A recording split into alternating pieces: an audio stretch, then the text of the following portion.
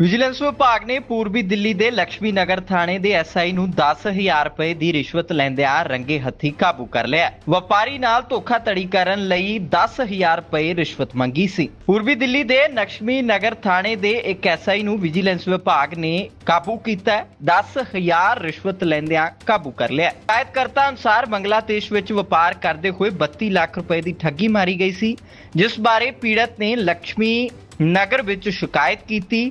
ਨਗਰ ਦੇ ਥਾਣੇ 'ਚ ਕੀਤੀ, ਪਰ ਐਸਆਈ ਸ਼੍ਰੀਪਾਲ ਨੇ ਕਾਰਵਾਈ ਕਰਨ ਲਈ ਪੀੜਤ ਤੋਂ 20000 ਰੁਪਏ ਰਿਸ਼ਵਤ ਦੀ ਮੰਗ ਕੀਤੀ। ਰਿਸ਼ਵਤ ਮੰਗਣ ਤੋਂ ਬਾਅਦ ਪੀੜਤ ਨੇ ਵਿਜੀਲੈਂਸ ਵਿਭਾਗ ਨੂੰ ਸ਼ਿਕਾਇਤ ਕੀਤੀ, ਜਿਸ ਤੋਂ ਬਾਅਦ ਵਿਜੀਲੈਂਸ ਵਿਭਾਗ ਨੇ ਤੁਰੰਤ ਕਾਰਵਾਈ ਕਰਦੇ ਹੋਏ ਥਾਣਾ ਲక్ష్ਮੀ ਨਗਰ ਦੇ ਐਸਆਈ ਨੂੰ 10000 ਰੁਪਏ ਦੀ ਰਿਸ਼ਵਤ ਲੈਂਦਿਆਂ ਰੰਗੇ ਹੱਥੀਂ काबू कर लिया। मैम सबसे पहले नाम बता दीजिए। सर मेरा नाम मीनाक्षी है। मीनाक्षी जी, क्या कुछ मामला था? मामला सर ये था कि हमारी कंसाइनमेंट एक थी जिसकी हमने कंप्लेंट की थी, तो उसको नोटिस करने थे पुलिस वाले ने। श्रीपाल जी हैं उनका नाम, और उन्होंने नोटिस करने के हमसे पैसे मांगे। कितने पैसों की डिमांड रखी थी? डिमांड उन्होंने 20,000 की रखी। और अभी क्या कुछ हुआ इस पे? अभी ये हुआ कि हमने विजिलेंस में जाके रेड पड़वाई, एक जागरूक नागरिक का हमने करके भी निभाया जी।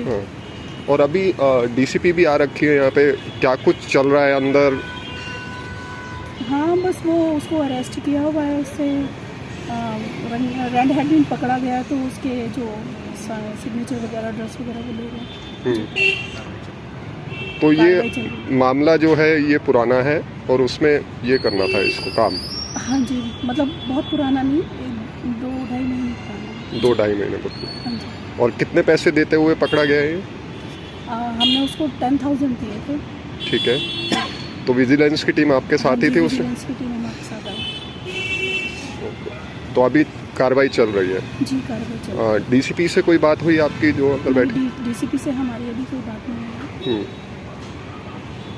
अभी क्या और क्या आपकी मांग है या डिमांड है, किस तरह से आप? नहीं सर, हमारी तो बस यही डिमांड है कि हमारी जो कंप्लेंट है कम से कम उस पर कार्रवाई हो, नोटिस करे जाए, FIR में तब्दील हो हमारी वो जो हमने कंप्लेंट की है। ठीक है। क्या नाम हो गया आपका? रोनित शर्मा। रोहित शर्मा? रोनित शर्मा। रोनित शर्मा जी। रोनित शर्मा, क्या मामला था और कब का मामला था, थोड़ा बताइए। सर एक्चुअली मेरा ये जुलाई का मामला है। मेरी एक LC आई थी, 13 जून को वो इशू हुई थी मेरी LC बांग्लादेश से जी। 17 जून को वो मुझे रिसीव हुई मेरे लक्ष्मी नगर वाले एड्रेस पे जी। और मतलब 22 जून के करीब मैं लोडिंग के लिए निकला वारंगल तेलंगाना। ओके, तो मुझे मेरी जो LC करवाई थी, ये करवाई थी ब्रोकर्स ने, ब्रोकर्स दलाल वो अकबर वगैरह ये सब ने करवाई थी। ये अकबर, उनके एसोसिएट हैं समीर, कन्नौज, और ये मतलब पूरा गैंग चलाते हैं, ये गाड़ी वाड़ी हड़प लेते हैं जी। तो 22 जून को मैं लोडिंग के लिए निकला अपना यही सोच के कि नॉर्मल है। तो ये लोग जो LC करवाते हैं ना, ये सोचते हैं कि जो लोडिंग वहाँ से होनी चाहिए जहाँ से ये लोग कहेंगे जी। तो इन्होंने मुझे कहा कि वारंगल में एक वारंगल एंटरप्राइज कंपनी है, उनसे लोडिंग करवानी पड़ेगी आपको। हमने कहा ठीक है भाई, कोई बात नहीं। तो अभी हमारी गाड़ी तैयार होके 2 जुलाई को हम लोग वहाँ पे गए, लोडिंग वोडिंग शुरू करवाई। तो हमने परचेज ऑर्डर दिया था वारंगल एंटरप्राइज कंपनी को 28 लाख का, जिसके ऊपर 0.10% IGST लगना था, और उसके ऊपर उनका 2% जो मंडी कमीशन होता है वैसे कमीशन एजेंट जो होता है इनका 2% का, ठीक है, वो जाना था। तो सब नॉर्मल था। इन्होंने पेमेंट मांगी, हमने 28 लाख इन्हें ट्रांसफ़र भी कर दिया। और उसके बाद जब गाड़ी छूटनी थी, गाड़ी छूटने का हमें इनके 56,000 और IGST पे करना था बिल के बाद। ठीक है। तो बिलिंग के वक्त जब गाड़ी वाड़ी सब बनी, इन लोगों ने अकबर के साथ, अब इन्हीं के जानने वाले थे तो इन्हीं कहने में चलेंगे, इन्होंने गाड़ी बनने का हमारी गाड़ी कहीं छुपा दी और कहने लगे, और इन्होंने हमें टैक्स इनवॉइस जो पकड़ाया वो पकड़ाया 32,70,000 का। 32,70,000। हमने कहा भाई ये तो गलत है। हम लड़े भी, हम पुलिस स्टेशन भी गए। पुलिस स्टेशन में लैंग्वेज प्रॉब्लम की वजह से उन्हें समझ नहीं आया और हमें उनकी लैंग्वेज समझ नहीं आई। तो अल्टीमेटली हमें प्रेशराइज होके उन्हें एक्स्ट्रा पैसे देने पड़े, 4,70,000 जो भी हमने एक्स्ट्रा पैसे दिए। एक्चुअली कुछ माल इन्होंने कम भी भरा था, तो हमने 4,43,000 दिए थे उस हिसाब से पुलिस के साथ बातचीत करके जी। तो हमने कहा था देखो एक्सटॉर्ट कर रहे हो, ठीक नहीं कर रहे। तो इन्होंने कहा ठीक है, जो भी होगा तुम अपने आप कर लेना, हमें इतने पैसे दो। हमने इन्हें इन टोटल 32,43,000 दिए, जिसमें एक्स्ट्रा थे गाड़ी भाड़ा 1,55,000 और 2,500 पर डे वेटिंग चार्ज। ठीक है।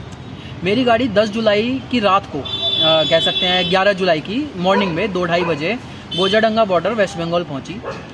11 जुलाई को एक CNF आता है आयुब अली नाम का, वो आके कहता है कि हम गाड़ी आज दोपहर में घुसा देंगे, जबकि ऐसा नहीं होता है। पहले स्लॉट बुकिंग होती है सुविधा पोर्टल से वेस्ट बंगाल के, और फिर गाड़ी एक्सपोर्ट होती है 24 आवर्स के बाद। मतलब जैसे अगर रात को 11:59 पे भी अगर होती है ना स्लॉट बुकिंग, तो अगले दिन एक्सपोर्ट कर सकते हैं। लेकिन अगर हम आज के ही टाइम में कर रहे हैं स्लॉट बुकिंग तो नहीं हो सकती आज एक्सपोर्ट। ठीक है। तो हमें शक गया कि भाई ये तो गाड़ी इलीगल तरीके से शायद अंदर डालेगा। हमने गाड़ी एक्सपोर्ट रोक दी, हमने कहा हम गाड़ी एक्सपोर्ट नहीं करेंगे।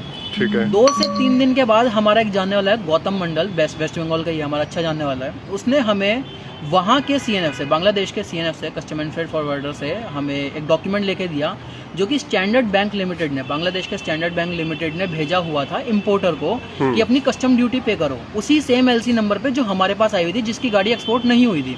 उस डॉक्यूमेंट के अंदर लिखा हुआ था कि गाड़ी ऑलरेडी एक्सपोर्ट हो गई है और आपके ओरिजिनल शिपिंग डॉक्यूमेंट्स अभी तक नहीं आए हैं, आप अपना ओरिजिनल शिपिंग डॉक्यूमेंट्स के साथ साथ कस्टम ड्यूटी पे करो। ठीक है। अब मुझे ये लगा कि भाई गाड़ी एक्सपोर्ट नहीं हुई और ये कस्टम ड्यूटी क्यों मांग रहे हैं, सेम LC नंबर है। तब मुझे समझ में आया कि इन लोगों का ऑलरेडी सारा फ्रॉड था। तो मेरे हाथ में जो इन लोगों के NOC फाइल करने के लिए जो डॉक्यूमेंट्स लगते हैं, पैकिंग कम इनवॉइस लिस्ट, इनवॉइस कम पैकिंग लिस्ट सॉरी, और एक बिल टी, तो मैंने वो देखी, वो चेक करी जब मुझे CNF ने दी, तो मुझे पता चलता है कि अरफत गजी नाम के एक CNF ने, दूसरे CNF ने, इंडियन CNF ने वो फर्जी डॉक्यूमेंट्स बनाए, जिसमें समीर ने, जो अकबर का एसोसिएट है, उसने मेरे ऑथराइज सिग्नेटरी बन के साइन किए हुए थे। ठीक है। और ये करके इन्होंने सारा एक्सपोर्ट फ्रॉड कर रखा था। अगर वो गाड़ी घुस जाती अंदर इलीगल तरीके से, तो आज की तारीख में GST डिपार्टमेंट, मेरा खुद का बैंक और इंडियन गवर्नमेंट तीनों मेरे अगेंस्ट होते कि गाड़ी गई कहाँ, जिसका कोई सबूत मेरे पास नहीं होता और शायद आज मैं जेल में होता।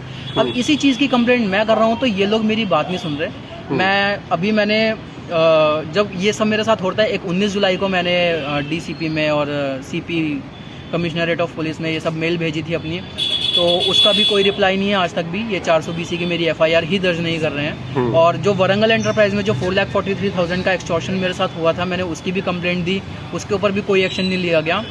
और आज की तारीख में जब ये सर मुझे इंक्वायरी के लिए बुलाते हैं, श्रीपाल सिंह सर मुझे जब इंक्वायरी के लिए बुलाते हैं, इन्होंने थर्सडे को बुलाया था मुझे, तो रात को ये कहते हैं कि ठीक है हम आपका काम करवा देंगे, नोटिस वोटिस भेजते हैं, उनको दिल्ली बुलाते हैं और उसके लिए लेकिन हमें कुछ खर्चा पानी लगेगा। तो उसके लिए इन्होंने मेरे से 20,000 डिमांड करे।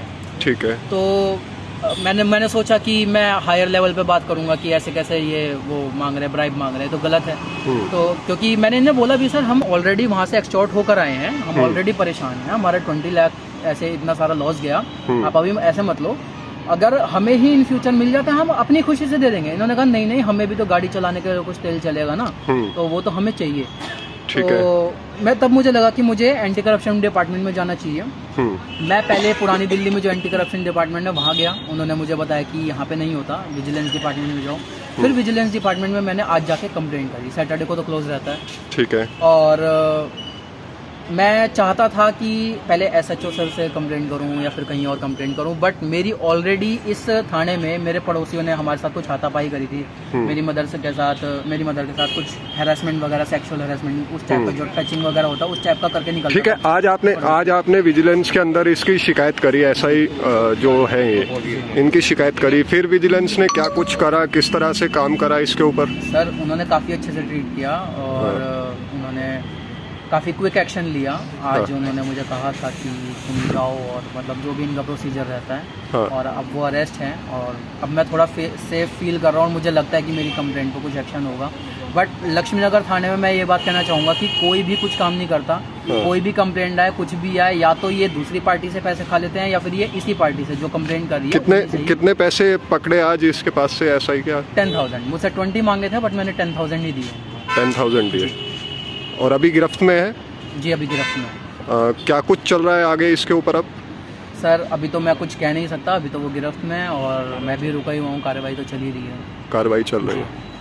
ठीक है सर।